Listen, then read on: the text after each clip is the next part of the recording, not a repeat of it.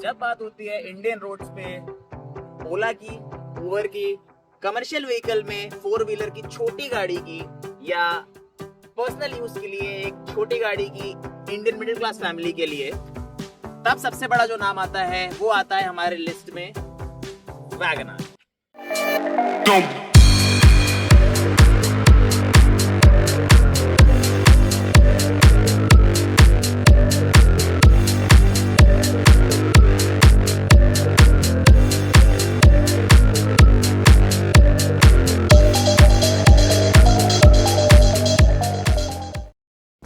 India की जान, India की शान वैगनआर। 25 सालों में वैगनआर ने हमारी कार इंडस्ट्री में, ऑटोमोबाइल इंडस्ट्री में राज किया है।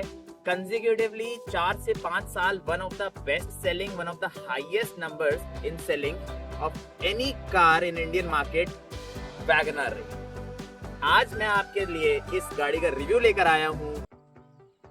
थोड़ा सा हिस्ट्री में चलते हैं सबसे पहले इस कार की।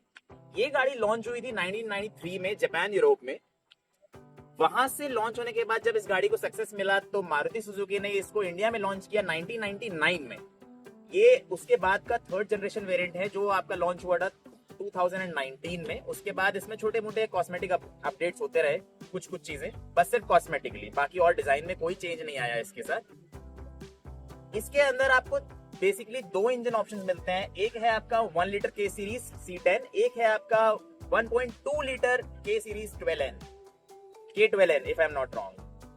Please don't quote me on that. अगर कुछ भी मैंने गलत बोला होगा तो यहाँ पर आपको स्क्रीन पे दिख जाएगा सामने। 2 इंजन ऑप्शंस के साथ आती है। बाकी इसका एक CNG वर्जन भी आता है जो कमर्शियली ज्यादा यूज होता है, ओला में, उबर में या टैक्सीज में ज्यादा यूज होता है। टोर H3 के नाम से आता है वैगनआर का वो वर्जन। बाकी इसका एक बड़ा वर्जन भी जापान में है, वो इंडिया में कभी लॉन्च नहीं हुआ। उसका नाम भी आपको स्क्रीन पे दिख जाएगा कहीं ना कहीं।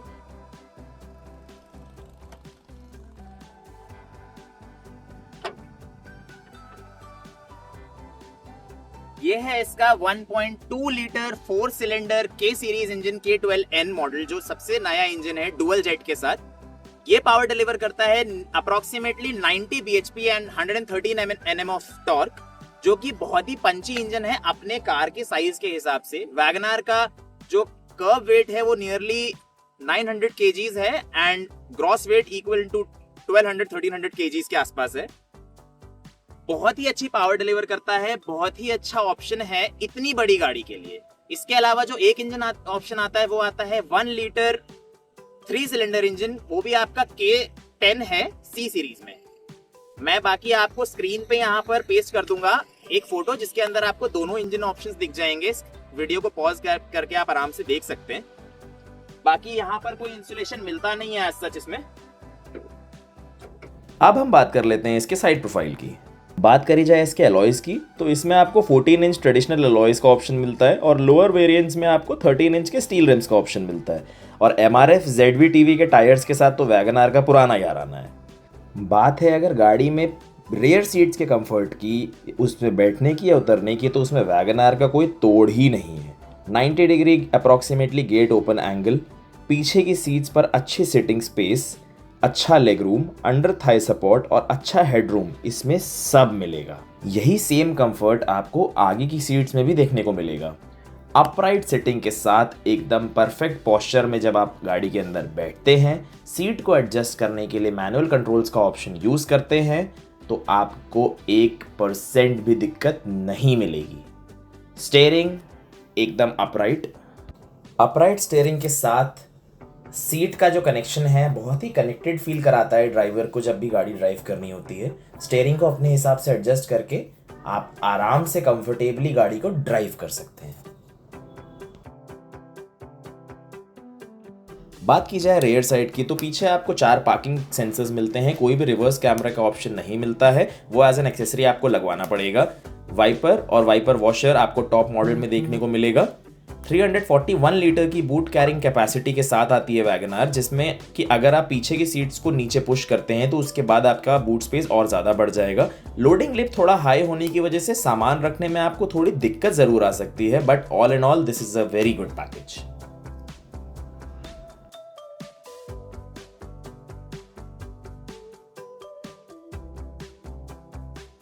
अब बात करते हैं इसके इंटीरियर्स की। इंटीरियर में सबसे पहले जो नज़र जाती है वो जाती है इसके सीट कवर्स पे। ये कंपनी फिटेड हैं, कंपनी से लगवा सकते हैं आप। वैसे ही इसमें फैब्रिक अपहोल्स्ट्री आती है।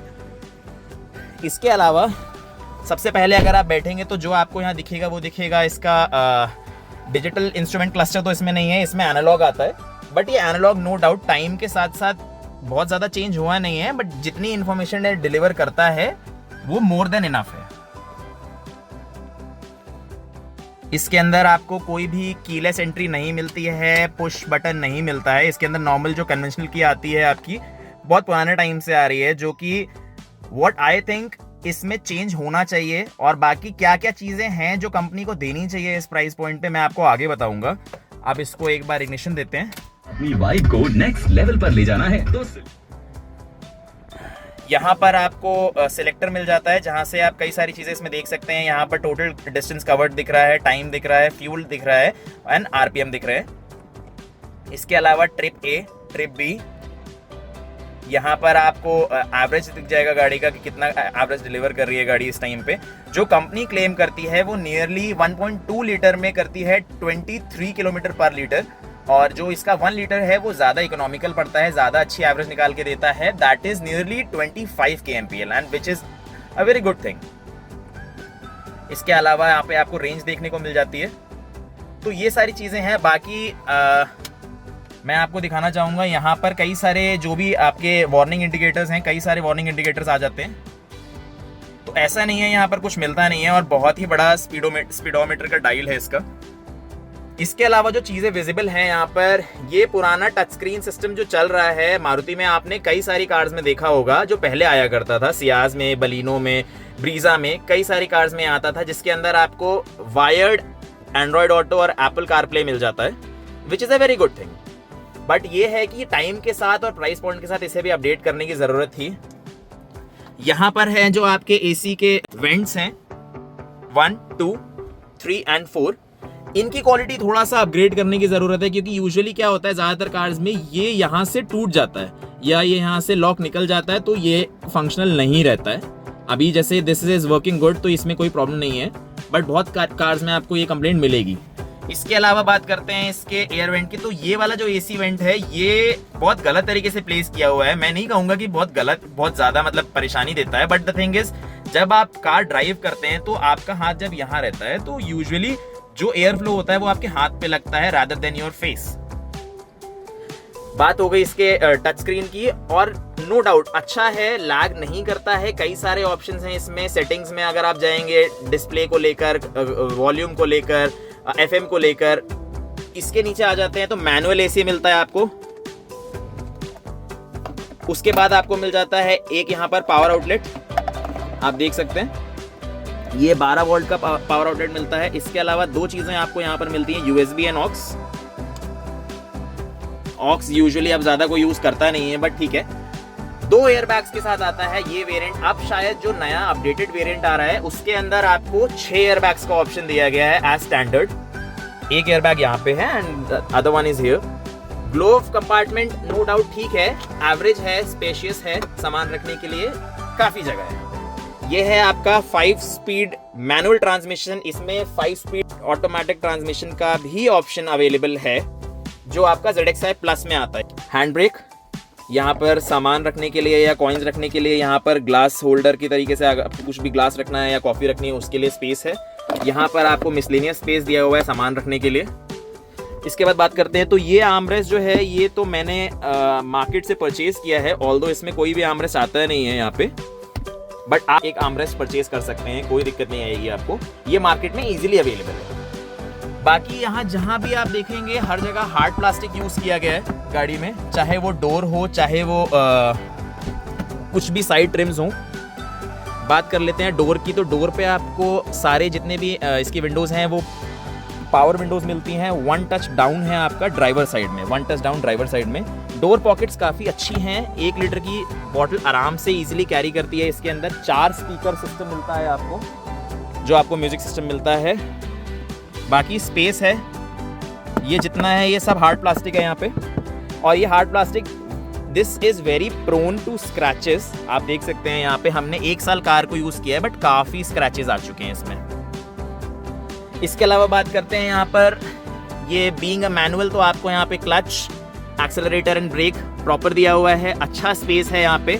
इसका जो स्टेयरिंग है, ये स्टेयरिंग इसका टेलीस्कोपिक नहीं है बट टिल्ट है, आप इसको सेट कर सकते हैं अपने अकॉर्डिंग। स्टेयरिंग माउंटेड कंट्रोल्स में आपको मीडिया को कंट्रोल करने के ऑप्शंस मिल जाते हैं, यहाँ पे आपको टेलीफोन कंट्रोल ऑप्शंस मिल जाते हैं, यहाँ पर आपको कुछ नहीं मिलेगा। इसके अलावा यहाँ पर नॉर्मल हेडलाइट को कंट्रोल करने का यहाँ पर स्विचेस हैं, this is for your fog lamp and these are the control for your wipers. यहाँ पर रेयर वाइपर का भी ऑप्शन है। ये मॉडल ZXi है, ZXi प्लस, इन मॉडल्स में आपको यूजुअली रेयर वाइपर का ऑप्शन मिल जाता है, तो इसलिए यहाँ पर वाइपर वॉशर भी आपको पीछे अवेलेबल है, मैं अभी आपको दिखाऊंगा। IRVM नॉर्मल IRVM है, बट इसको आप रात में अगर हाई बीम होता है तो ये यूज़ कर सकते हैं इजीली। टिकट होल्डर है यहाँ पे, अपना लैपटॉप टैब भी यहाँ लगा सकते हैं। इसके अलावा यहाँ पर मिरर मिलता है पैसेंजर साइड पे। अब बात करते हैं इसकी ड्राइव क्वालिटी की। ड्राइव क्वालिटी में नो डाउट कोई दिक्कत नहीं है, प्रॉपर पावर मिलती है। इंजन 1.2 लीटर का जो इंजन है इसका K सीरीज K12N, वो बहुत अच्छी पावर डिलीवर करता है। स्टीयरिंग व्हील भी सॉर्ट ऑफ ड्राइवर के साथ कनेक्टेड फील होता है, बट जब हम इसका मिड रेंज देखते हैं तो मिड रेंज में ऐसा लगता है कि पावर में कहीं लैग है। ये मैं बात कर रहा हूँ प्योर पेट्रोल इंजन की। जो CNG वाला वर्जन है वो तो नो डाउट बीइंग CNG वो उसमें पिकअप का थोड़ा इशू रहता ही रहता है, बट बाकी ऑल एंड ऑल इसमें पावर डिलीवरी भी अच्छी है। स्टीयरिंग डिस्कनेक्टेड फील नहीं होता ड्राइवर से बिल्कुल भी, और गाड़ी की जो ब्रेकिंग एफिशिएंसी भी नो डाउट बहुत अच्छी है। जो बाइट है ब्रेक का वो भी बहुत अच्छा है।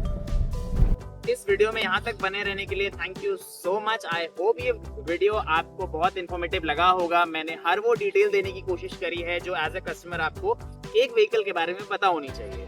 बाकी अगर कुछ भी छूटता है या कोई भी डिटेल मुझसे रह गई है, I am so sorry for this.